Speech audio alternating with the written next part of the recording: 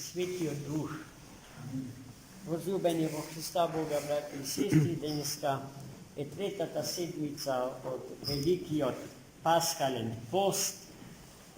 И ова недела Светата Црква го ја посветува на светиот чесен и животворен крст Господен, за кој што многу пати сме рекле дека е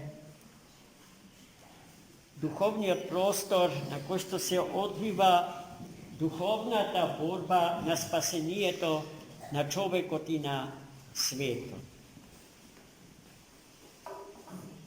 Во таа борба човекот влегува со силите на злото, чиј извор е паднатиот ангел и неговата злоупотребена слобода, за која што Берџаев вели дека одамна престанала да биде слобода за живот и се претворила во слобода за смрт. Откако го загуби животот, им завидува на сите што носат живот. И пред се на човекот, особено затоа што човекот на планот на интелигенцијата е неспоредливо помалку интелигентен од него, но е духовно посилен, поумен, помудар. И светите отци со право на едно место забележуваат: Христос не прими природа на ангел, туку ја прими нашата природа, човечката природа. И со тоа човека го издигна над севкупниот создаден свет. Но тој, животот на таквиот човек и за тоа создадениот човек, човекот како битие создадено за обожување и вечен и несмртен живот во Создателот свој, во Бога, за да ја постигне целта на своето постоење, треба да ја исполни, да живее со севкупниот свој живот во согласност со денес чуената евангелска максима, запишана на самиот почеток од Евангелието според Марко, Ако некој сака да тргне по мене, нека се откаже од себе самиот, нека го земе крстот на својот живот и нека ме следи. Овдека имаме најеклатантен пример за слободата од Бога дарувана на човекот. Представата за Бога како некој кој што трепетно не љуби и одбива на кој било начин да изврши насилство врз човекот.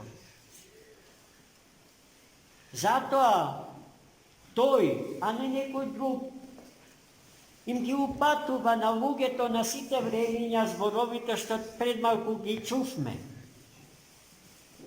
Па почнува со: ако некој сака да ме следи, никому не му се заканува, со ништо никого не го условува, туку му упатува љубовен повик да го следи оној од чии раце е создаден, за да го оствари, да го реализира планот и намерата на Создателот за своето создание.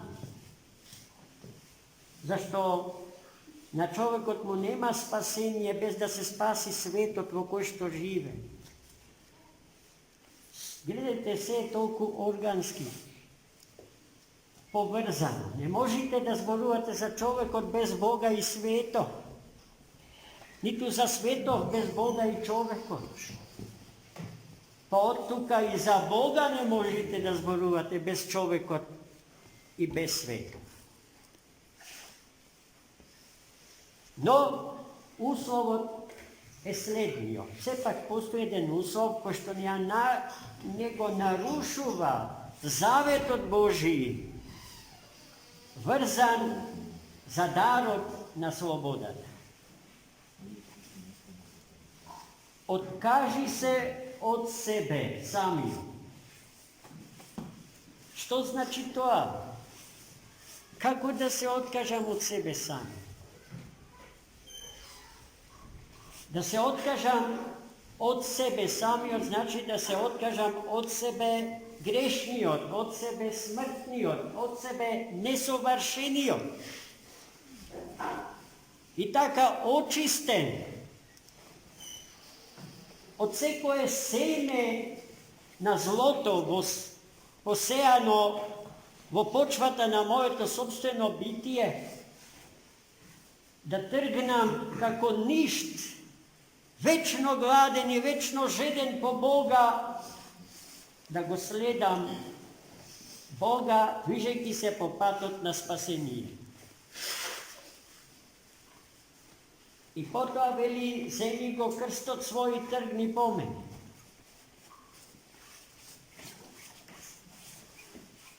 Овој дел од повикот е исто така мощно и интересен. Дали е тоа еден крст определен за сите, или секој си има свој крст померата од своите можности, померата од своите личностни и битини капацитети. Па секако дека ова второво е тоа на што Бог рачуна. Секој си има свој крст во животот и Господ го повикува достојно да се носи тој крст. И нема некој што може да каже, а Господи, ти мене ми наложи претежок крст за носење. Во таа смисла има една монашка анегдота.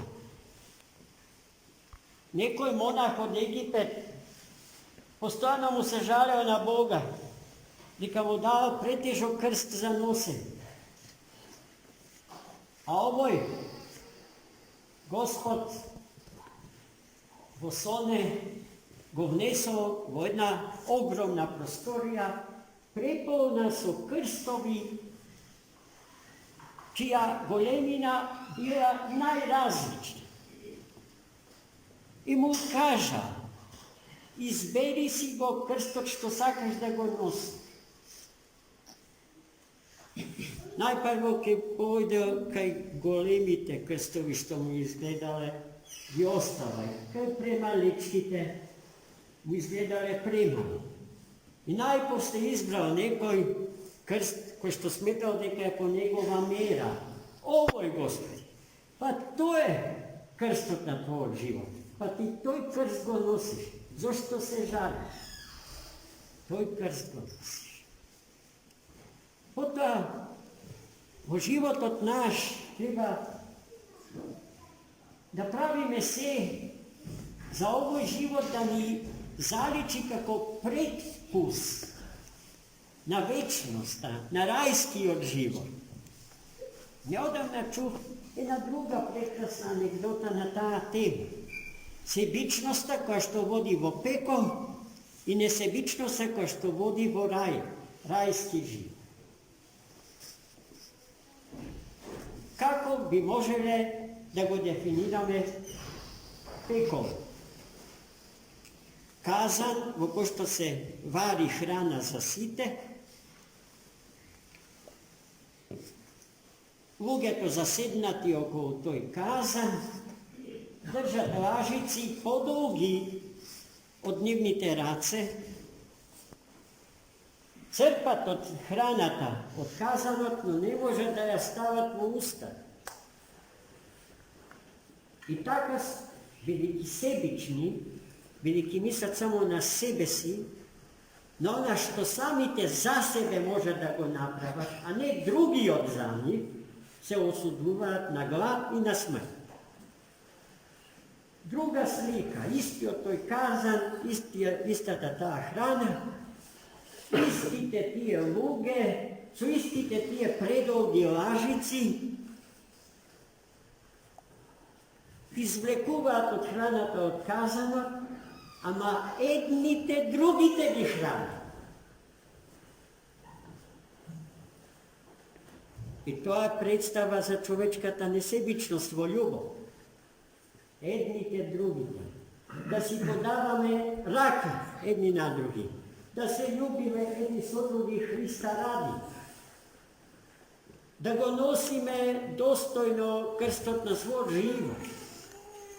А ако затреба помош, други, братот наш, Симон од Киринеја, ќе притекне, ќе ни помогне. Онака како што Симон во Ерусалим му притекна на Христос и го сподели претешкиот товар на крстот што Христос го носеше за спасението на сите луѓе и на сиот свет. Многу пати сме зборувале за символиката на крст. Нема да се повтораме, мислам дека ова што денеска го кажавме е сосема доволно за денес.